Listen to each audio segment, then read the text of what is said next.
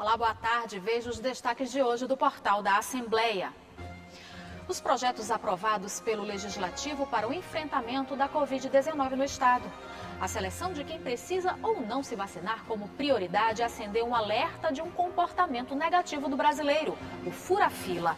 Enquanto casos de vandalismo destroem o patrimônio público, tem gente que cuida de forma voluntária de praças e jardins da cidade.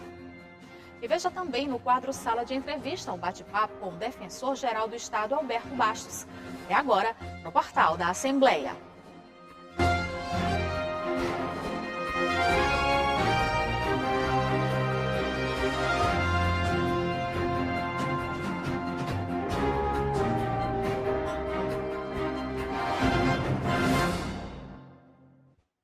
Na próxima semana, a Lema dará início a mais um ano legislativo. Durante toda essa semana, você vai rever como foram os trabalhos dos parlamentares em meio à pandemia da Covid-19.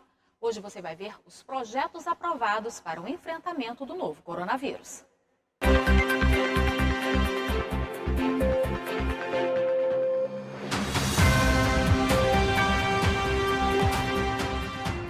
Desde que a pandemia do novo coronavírus foi decretada em 2020, a Assembleia Legislativa do Maranhão aprovou vários projetos de enfrentamento à Covid-19. Deputados estaduais trabalharam efetivamente para minimizar os impactos econômicos e sociais provocados pela crise mundial no Estado. Uma importante iniciativa do Parlamento logo nos primeiros meses de 2020 foi a votação de um pacote de medidas de prevenção à Covid-19 e de proteção à sociedade maranhense. Entre as leis aprovadas que tiveram mais destaque no ano passado, está a que coibiu a disseminação de fake news sobre a pandemia. A autoria da lei é do presidente da Assembleia Legislativa, deputado Otelino Neto, com emenda do deputado Dr. Iglesio. A lei que estabelece multa de R$ 1.200 a R$ 10.000 àqueles que produzirem e divulgarem fake news, aquelas famosas notícias falsas. Neste caso, esta lei é para aquelas pessoas que produzirem notícias falsas com relação a epidemias e pandemias.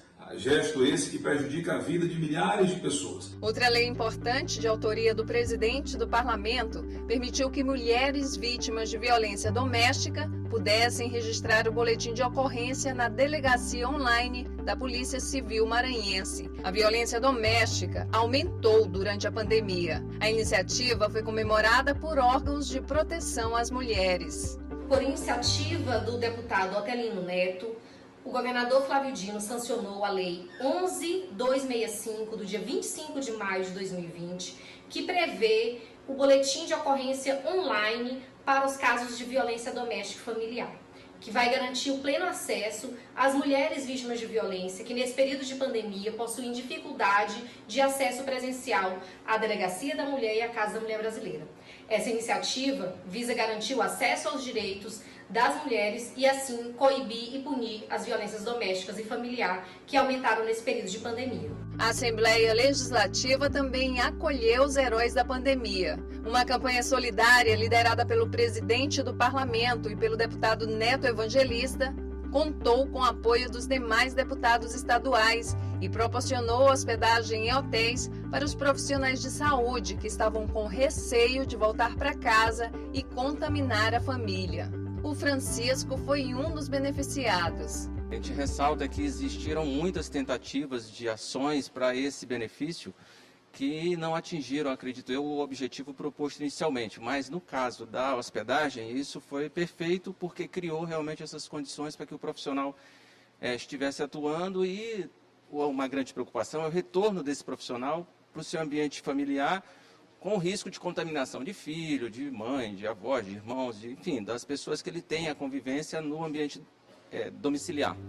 Profissionais de saúde também foram valorizados com a aprovação de lei que garante a bonificação em concursos públicos no Maranhão. A lei foi proposta pelo presidente do Legislativo e é destinada a quem trabalhou na linha de frente de combate à pandemia. Que bom que conseguiram ver dessa forma, né, que a gente merece. merece esse bônus, merece essa melhoria, merece ter essa pontuação diferenciada. Mas não foram apenas os profissionais de saúde os únicos beneficiados com projetos aprovados pela Assembleia Legislativa. Amanhã você vai relembrar as leis que ajudaram a população nos momentos mais difíceis da pandemia.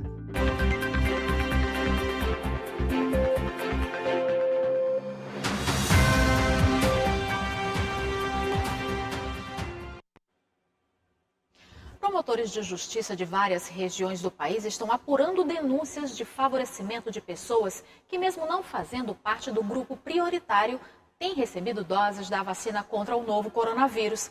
As denúncias acendem um alerta sobre essa prática negativa de muitos brasileiros: furar filas para obter vantagens sem respeitar o direito do outro. A repórter Márcia Carvalho foi tentar descobrir por que essa prática é tão comum. Desde que a vacinação contra a Covid-19 começou no Brasil, sobraram denúncias de pessoas furando a fila de prioridade para conseguir a tão sonhada imunização. Gente que acha que tem mais direito que o outro. É a tal história: farinha pouca, meu pirão primeiro. Se associa muito essas práticas ao jeitinho brasileiro. Eu dizia que nada no Brasil é tão puramente brasileiro. Sempre tem um elemento do sincretismo cultural que formou a nossa identidade, o nosso jeito de ser povo brasileiro. Então o jeitinho brasileiro tem a ver com tem a ver com o mito do homem cordial, que é uma herança trazida para o Brasil pelos nossos colonizadores. Tem a ver com o comportamento ibérico.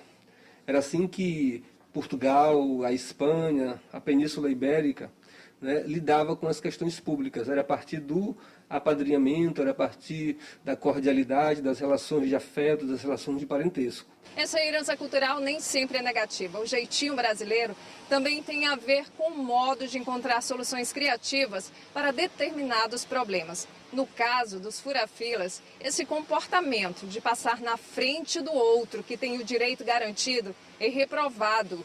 É até imoral e feio. Quer mais exemplo? Furar a fila do banco para entrar no ônibus. O que a senhora acha de gente que fura a fila? Eu acho falta de caráter, né? Falta de caráter, personalidade. Cada um tem que ter sua vez, né? Tem as prioridades e cada um tem que chegar à sua hora certa para ser atendido. Falta de respeito, né? Com o que está na frente, né? Furar uma fila, pedir que alguém burle um processo para te colocar na frente, é uma forma de enfrentar os nãos, os limites legais. E aí você cria formas, para poder conquistar aquilo que você almeja, através do jeitinho, da facilidade.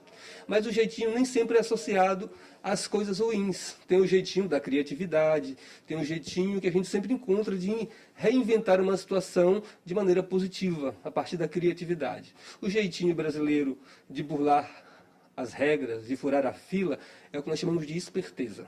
Mas esperteza tem limite. A vacinação da Covid obedece critérios e a prioridade nesse momento é para quem está na linha de frente salvando vidas e para pessoas do grupo de risco. O Ministério Público do Maranhão está de olho nos furas-filas e vai acompanhar a vacinação no estado para garantir o direito à imunização a todos de forma correta. A desobediência deve ocasionar a responsabilização do gestor, inclusive por improbidade administrativa.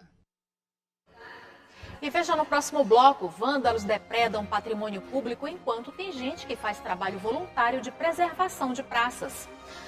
E veja também: estilista maranhense incentiva a produção de moda afro. O portal volta já.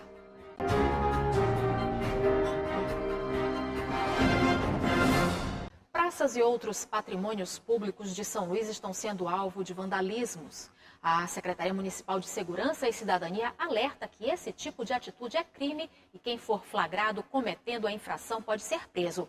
Enquanto uns destroem, tem gente que faz questão de doar um tempo e ajudar na preservação de espaços públicos. Na Praça Deodoro, um ato de desrespeito à preservação do patrimônio público. Olha só o que o vandalismo quase destruiu.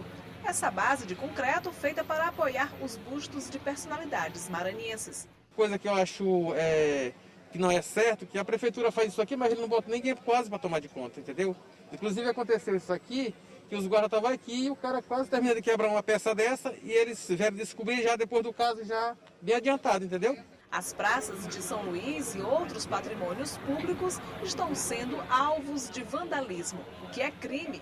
Segundo o secretário municipal de Segurança e Cidadania, para monitorar a área do Centro Histórico, existe um sistema de vídeo monitoramento funcionando 24 horas. Quem for flagrado cometendo a infração pode ser preso segundo a lei. Felizmente nós vimos algumas moças, inclusive, fazendo isso, né? E nós já estamos identificando toda essa situação. Já agimos em relação a alguns casos que ocorreram no centro também, conseguimos até fazer a apreensão de algumas pessoas. E o que eu digo é falta de consciência.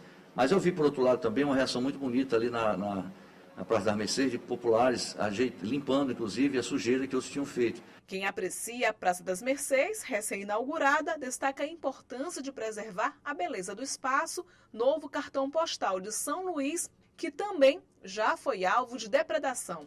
Que é nosso, né? Então tem de preservar, né? Olha, não parece, mas essa parede aqui na Praça das Mercês já foi repintada pelos moradores aqui da região depois que ela foi pichada por vândalos. E assim, eles estão agindo em boa parte da cidade de São Luís, tentando destruir o patrimônio público. Câmeras flagraram um grupo de mulheres pinchando muros no centro da cidade.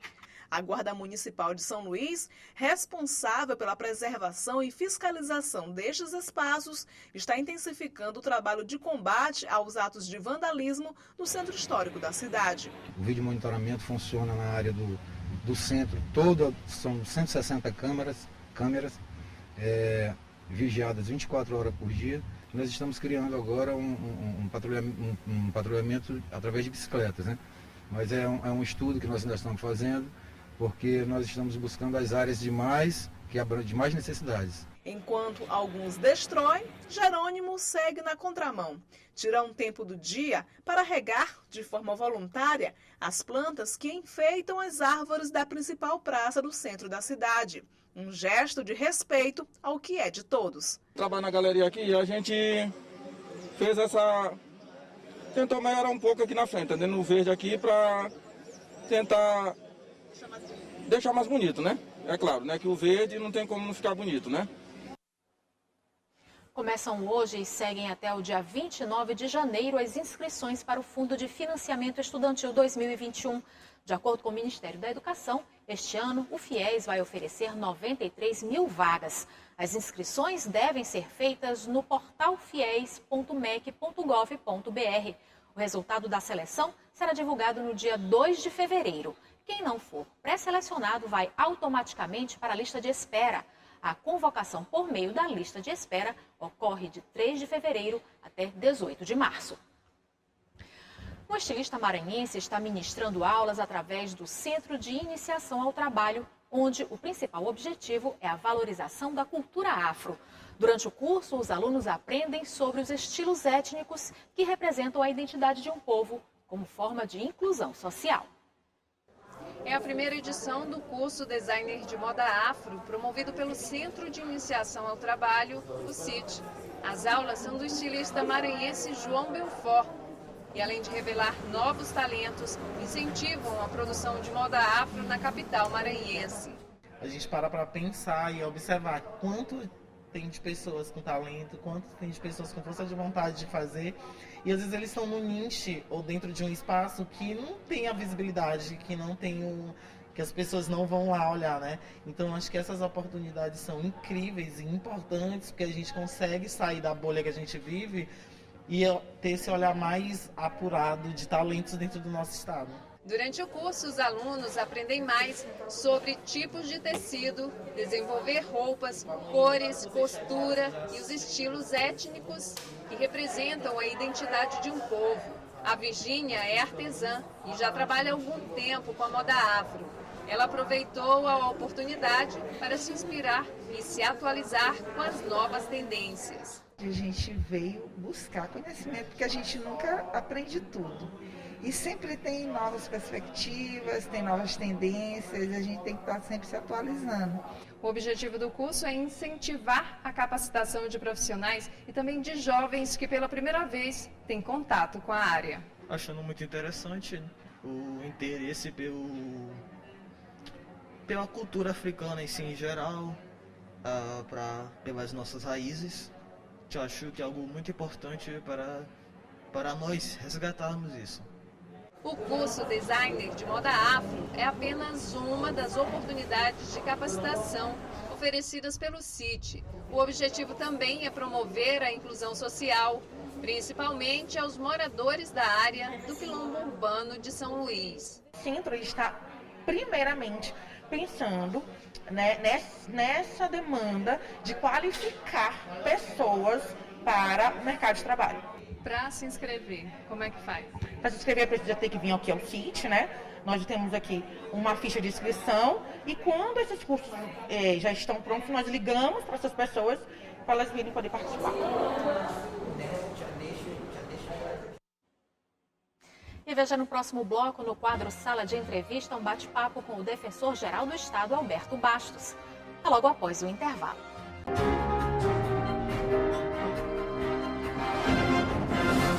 No quadro Sala de Entrevista de hoje, Juraci Filho conversa com o Defensor-Geral do Estado, Alberto Bastos. Entre os assuntos, a ampliação de núcleos da Defensoria Pública em todo o Maranhão. Eu me despeço por aqui. Ótima tarde e a gente volta a se encontrar amanhã.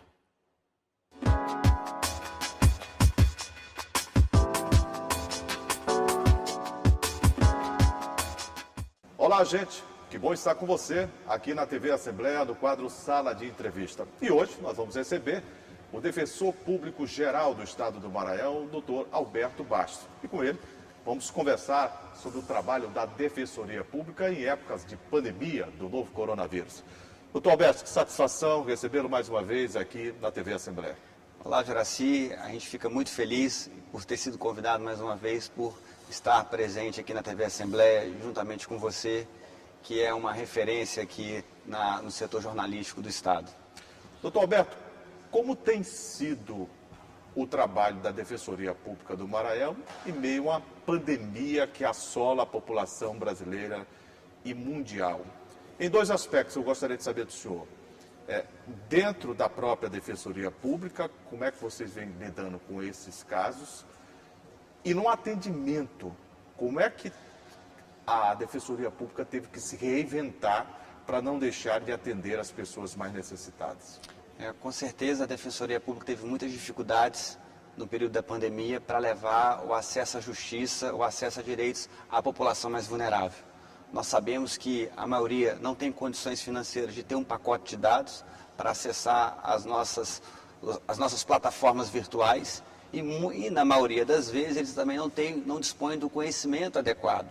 Então isso acabou sendo uma barreira para que essas pessoas pudessem acessar o serviço da Defensoria Pública. Mas mesmo assim, aqueles que tinham um pouco mais de condições, a gente disponibilizou as ferramentas como o WhatsApp, audiências virtuais de conciliação.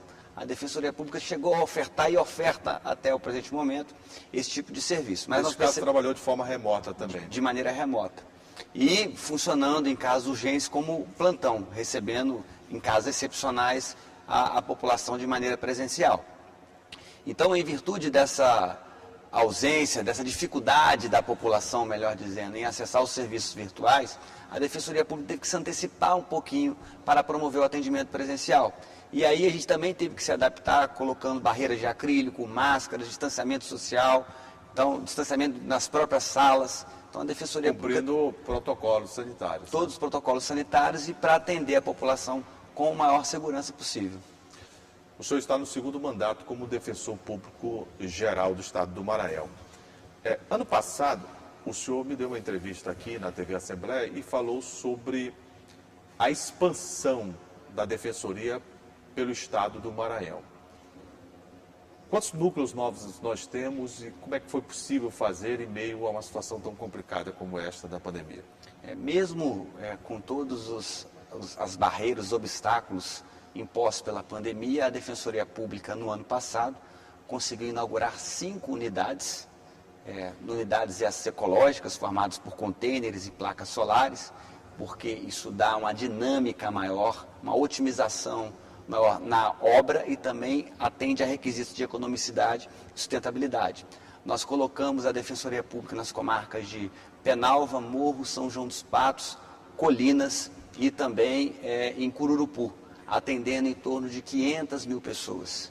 Então, a gente expandindo o serviço da instituição e para este ano, a Defensoria Pública já vai inaugurar no próximo dia 4 de fevereiro em Governador Nunes Freire e no decorrer do ano a gente tem como planejamento inaugurar mais 17 novos núcleos, levando aí mais acesso à justiça à população, atendendo em torno de 1 milhão de pessoas. A gente sabe que, muito embora seja o mesmo defensor público geral que vai para um segundo mandato, e acredito que de forma muito merecida pelo trabalho que a gente observa que o senhor realiza dentro da Defensoria, mas sempre quando se fala em gestão, se fala em mudança de foco. Às vezes esse foco fica mais intenso e às vezes esse foco muda de direção para que haja uma abrangência maior de todo o trabalho. Qual será o novo foco desse novo momento da sua vida como gestor e para a própria Defensoria Pública do Estado? O foco agora é levar cada vez mais o serviço da instituição aos interiores do Estado e fortalecer onde já existe, por meio de proximidade com a população e investimento maciço na resolução extrajudicial dos conflitos.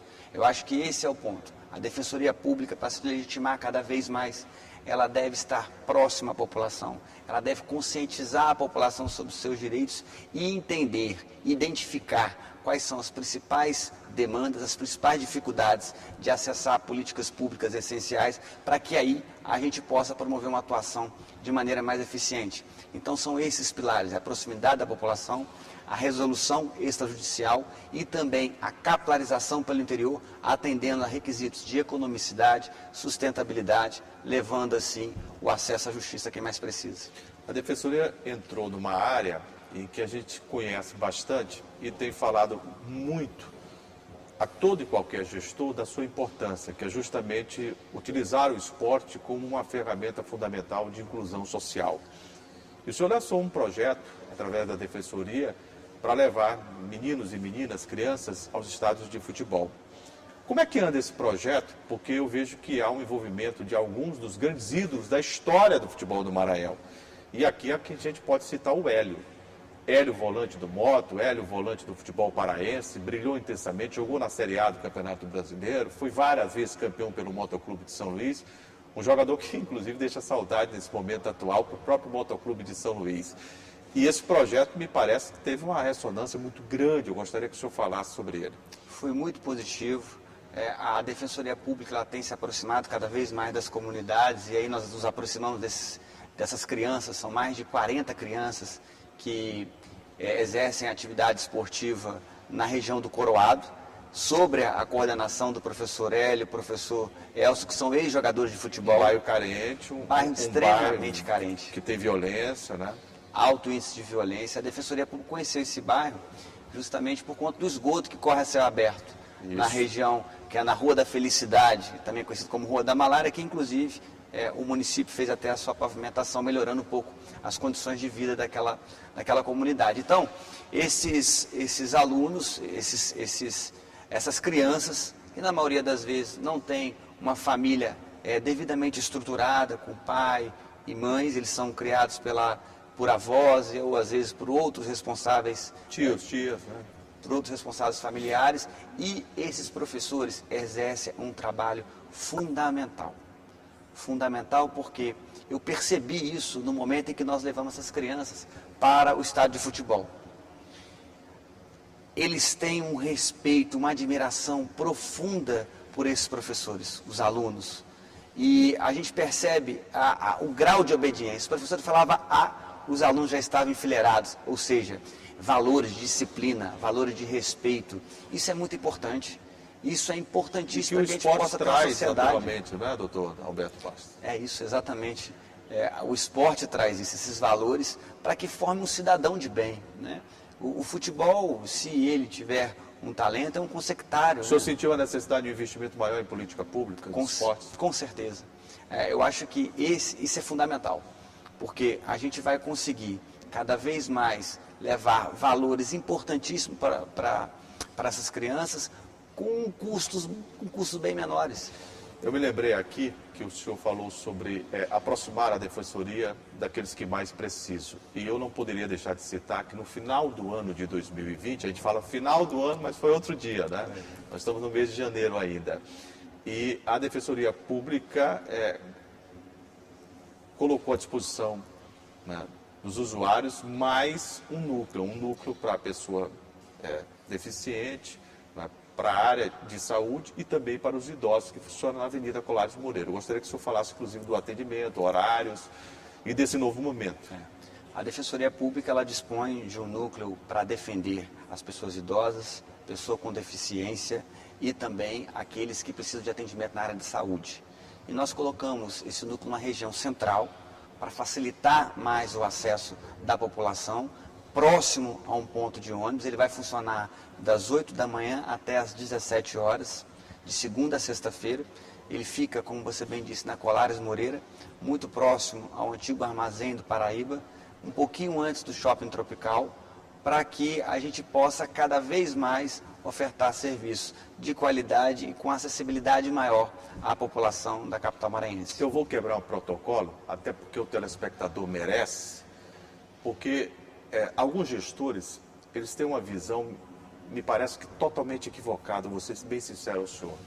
Lançam vários canais de interação, aí lança aplicativo, lança pelo meio de smartphone, lança e-mail, e a gente sabe que a grande maioria da população maranhense tem dificuldade sequer para ligar um computador. Então, eu gostaria que o senhor falasse a esse público que está nos acompanhando aqui na TV Assembleia, de uma forma bem didática, como é que ele faz para ter esse acesso à Defensoria Pública, que é fundamental na resolução da vida de cada um. Tem gente com problema para receber aposentadoria, tem gente com problema para ir a um médico, tem gente com problema para marcar uma consulta, tem gente com problema para uma cirurgia ser realizada, fundamental, mas precisa do acesso à justiça. E esse acesso, ele não tem condição financeira, se dá em virtude da Defensoria Pública, né, chegando mais próximo daquele que precisa. Então, eu gostaria que o senhor falasse a esse público aqui na TV. A Defensoria Pública, ela atende com a maior parte dos seus núcleos em regiões em que sejam próximas de pontos de ônibus ou terminal de integração.